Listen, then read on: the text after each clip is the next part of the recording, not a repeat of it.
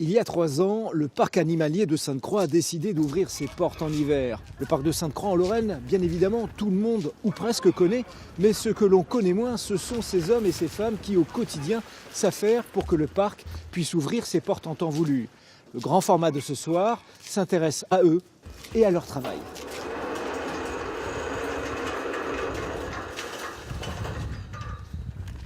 Bonjour.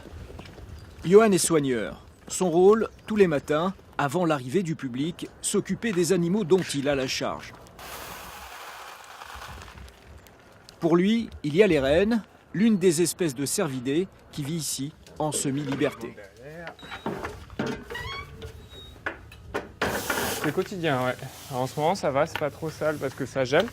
Mais vu qu'ils sont assez fragiles, surtout au niveau des pattes, ça arrive qu'on ait des abcès. On nettoie régulièrement pour éviter que ça soit trop humide. Après l'enclos des rennes, Johan fait quelques centaines de mètres en voiturette électrique. Direction le parc des ours, un espace qu'il faut nettoyer et contrôler. Là, je contrôle les clôtures. Donc il y a 3 clôtures, là je vais contrôler les 2 premières, s'assurer que voilà, elles soient bien alimentées en électricité. Et en général, les animaux, une fois qu'ils ont essayé, c'est une barrière, voilà, pour eux, c'est une barrière, ils savent qu'ils peuvent pas passer. Donc là, c'est bon, ça fonctionne bien. On va pouvoir lâcher les ours. L'espace dédié aux ours est grand. Le soigneur joue avec cet avantage pour stimuler les animaux. Alors, on cache la nourriture tous les jours aux ours avant leur sortie dans l'enclos, voilà, pour un enrichissement.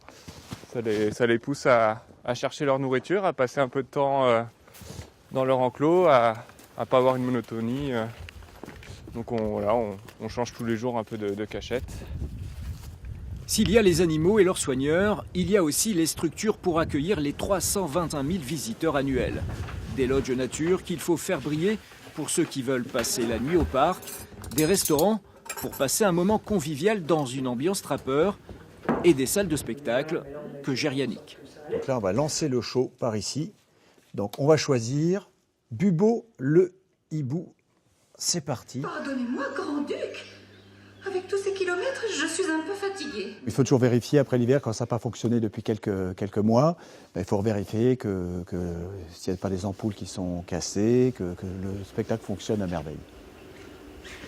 Voilà, donc là tu vois Myriam, c'est principalement... Si l'animation est sur scène, elle est aussi dans les parcs avec les animaux. Pour cela, Nicolas forme Myriam à expliquer au grand public la vie du glouton. Tiens, est-ce que tu sais où est-ce qu'est le mâle et la femelle?